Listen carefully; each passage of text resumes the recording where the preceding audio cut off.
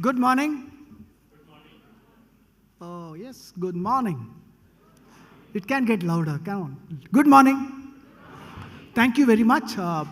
Thanks for coming in. This is the 18th edition of Manning Modern Retail. And it's thanks to all of you that it's kind of getting done year after year after year. It's something that all of us in the retail industry look forward to, because it gives us an angle of retail, which is the most important angle of retail, which is about people in retail. So thank you for taking time. It's going to be a day of learning, and I'm sure that each one of you have come in here with your learning hat on with you. So what's happening to retail? I don't have a big slide, but I've got one slide for that.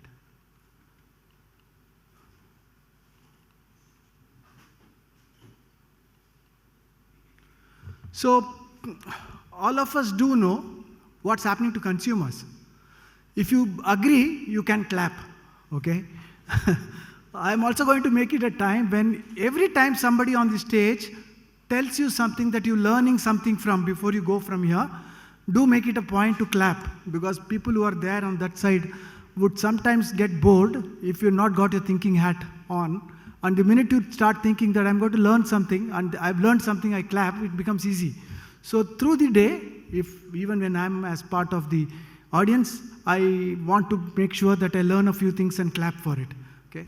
So as far as customers are concerned, I think innovation is becoming a key. The customers are not wanting the same thing that happened last year to happen this year. They don't want what happened yesterday to happen today. They are continuously looking for something new. And every time any company does something new or are offering something which is nice and in time, they're really valuing it rightly. And you can look at various retail companies and the way they are growing and the way their businesses are growing. So even if the market doesn't look good, some companies are daring to grow 40 to 50% because they are continuously innovating. They are giving customers new things. So that's a given. The second part is about personalized. Each one of us do want things to be personalized. And why am I telling this? Because unless we understand what customers need, we do not know what our people have to be prepared for. So if you want personalization, there's a whole lot of processes that has to go through to make sure that you don't offer a customer something that the customer is not seeking. So if you offer diapers to me, I'm going to block you and put you into my junk box for sure. The third part is about accuracy. You promise me, you deliver. If you do not promise, it's okay. But if you tell me that you promised me that you're going to deliver something to me, you better deliver. I mean, that level of accuracy is important, but it has a huge repercussion to the people in retail, because whatever it is, the front-end delivery or the online delivery happens because of a promise that's been made at a different place. So these guys have to be enabled to make that happen. The fourth one is very important, fast. Most of us are becoming attention deficit and time deficit.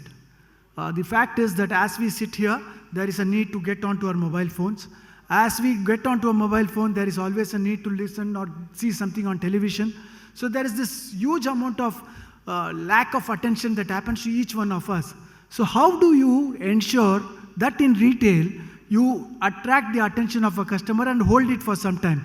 That few seconds or a few minutes that you get is the only real chance of making sure that your transaction happens. And that's why each moment with customer becomes a very important part of retail now. It was always difficult, but now it's even tougher. The last part is everywhere. If the customer relates to you, they need to know that you are going to be with them at every point of time, irrespective of time, irrespective of place. And that has got its own repercussions to the way your retailing has to do.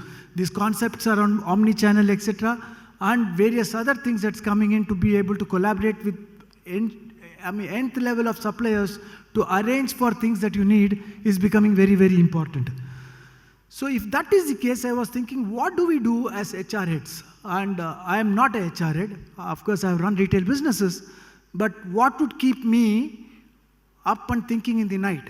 I put a few points. Each one of you would have come with some points. If not, think about the points. And my hope is that at the end of the day, when we walk out of here, even if not all our questions have been answered, at least some of them get an answer. And you've got a right to ask some questions from the experts who will come in here.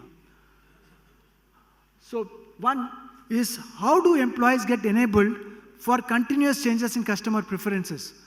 How do you ensure that continuous learning is happening as well as an immediacy is happening? So if a customer is coming in, I was reading about one of our members today launching a brand called Bay.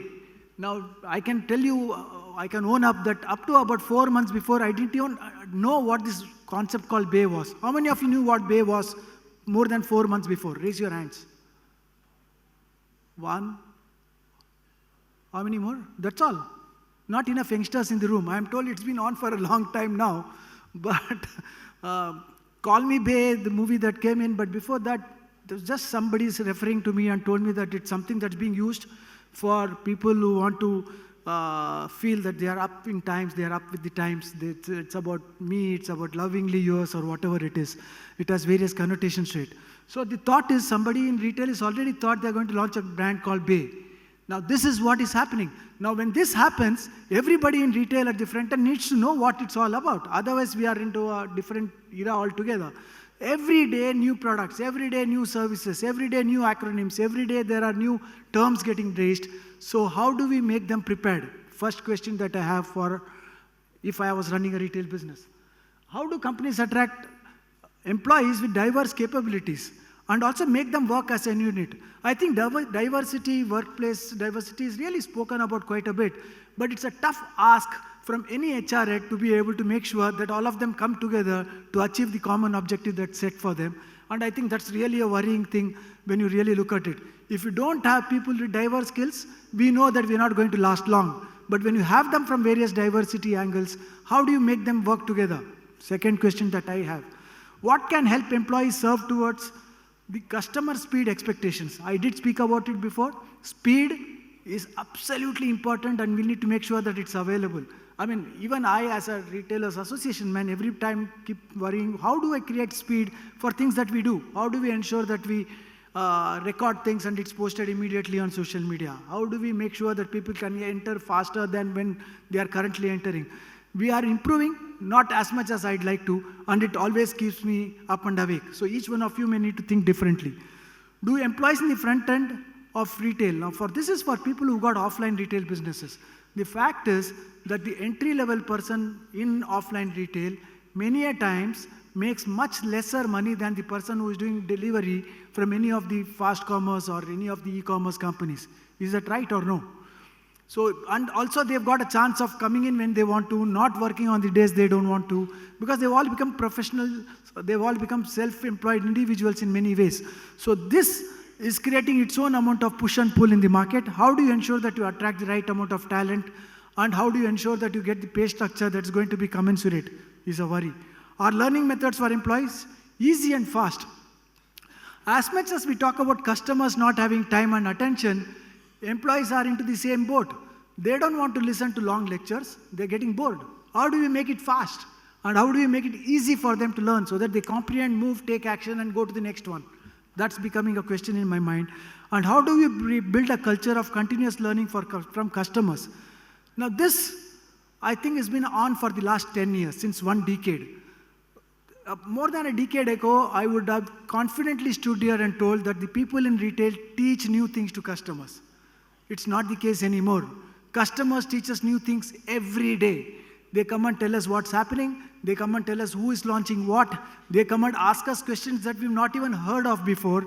And if you want to be up with time, you've got to enable the front-end employee or the employee who is taking up a customer call, whoever is facing a customer, to be able to be up and there, to be able to learn from these questions that comes to them, or from some of the murmurs that are happening with customers around them. I think you've got to capture that and create that into a lot of knowledge for across the company. Now that is the question that I have. So these are the questions I have come with in my mind. I am telling this to you because each one of you can also have your own questions. You've got the right to ask questions because each of the people who are coming here are experts. And you also got the duty to clap when they tell you something that you can take back home. Thank you very much.